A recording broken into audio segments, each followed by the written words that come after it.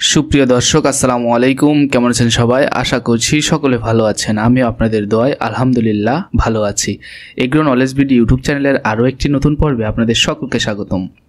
আমি গত কয়েকদিন আগের একটা ভিডিওতে আপনাদেরকে দেখিয়েছিলাম যে আমি হাট থেকে একটা গরু কিনে নিয়ে এসেছি, কিন্তু আমি গরুটা কিনে আনার পর লক্ষ্য করতেছিলাম যে এই গরুটা খাবার দাবার তেমন বেশি একটা খাচ্ছে না, মানে এর খাবার খাওয়ার প্রতি কোনো চাহিদা নেই। তাই আমি এর খাবারের রুচি ফিরিয়ে আনার জন্য আজকে কিছু ঔষধ দেখে খাওয়াবো। আর আপনারা দেখতেই পারছেন যে এর পেটেও একটু সমস্যা আছে, এই কারণে আমি ওষুধগুলো খাওয়াবো। এই ওষুধগুলো খাওয়ালে আশা করি এর পেটের যেই সমস্ত ঝামেলাগুলো আছে ওইগুলো চলে যাবে।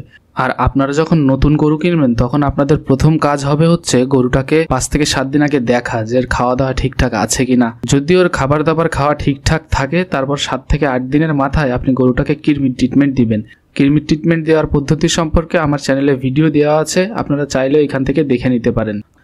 আর আমার এই গরুটা আমি 5 থেকে 7 দিন লক্ষ্য করার পর দেখলাম এর খাবার দাবারের প্রতি তেমন বেশি একটা রুচি নেই। আর খাবার না খেলে এর কিন্তু শরীরের উন্নতি কোনোভাবেই হবে না। তাই আগে একে খাবার খাওয়ানোর উপযোগী করে নিতে হবে।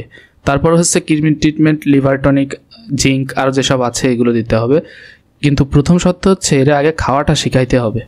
আর খাবারের রুচি ফিরিয়ে আনার জন্য আমি এই গরুটাকে যে ওষুধটা দিচ্ছি সেটা হচ্ছে অ্যানোরা ডিএস ভেট।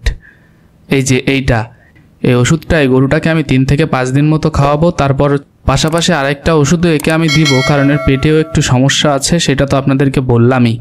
প্রথমে আমি গরুটার এই গালচিপ বরাবর ধরবো, তারপর হচ্ছে এর গলার ভেতরে ওষুধটা দিয়ে দেবো। আর গলার ভেতরে ওষুধ দেওয়ার পর এই যে আমার হাতে একটা ছোট বোতলে পানি নেওয়া আছে, এই বোতল দিয়ে আমি এর গলার ভেতরে পানি ঢেলে দিচ্ছি যাতে ওষুধটা খেতে ওর সুবিধা হয়।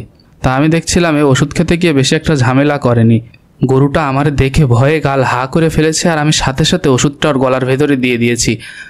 আর এখন আমি এর পেটের অসুখটা ঠিক করার জন্য এই যে আর একটা ঔষধ দিচ্ছি, এটা হচ্ছে রেনাজিঙ্ক। এটা হচ্ছে রেনেটা কোম্পানির ঔষধ। আমি অবশ্য আমার আব্বুকে বলেছিলাম যে জিঙ্ক কেয়ার আনতে, কারণ জিঙ্ক কেয়ারটাই আমি সবসময় খাওয়াই।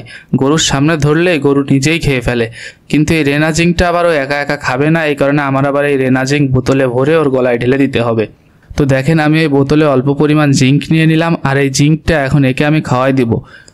গরুর পেটে সমস্যা দেখা দিলে আপনারা প্রথমে জিঙ্ক অথবা প্রিবায়োটিক দিয়ে ওর পেটটা ঠিক করার চেষ্টা করবেন।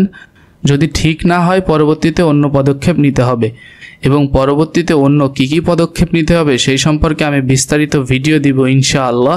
সেই পর্যন্ত সকলে আমার চ্যানেলটা সাবস্ক্রাইব করে আমার সঙ্গেই থাকবেন।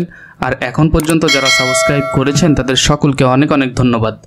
আপনাদের সকলের সুস্থতা এবং সার্বঙ্গীন মঙ্গল কামনা করে আজকের ভিডিওটি এখানেই শেষ করছি। দেখা হবে পরবর্তী কোনো ভিডিওতে। ধন্যবাদ। আসসালামু আলাইকুম।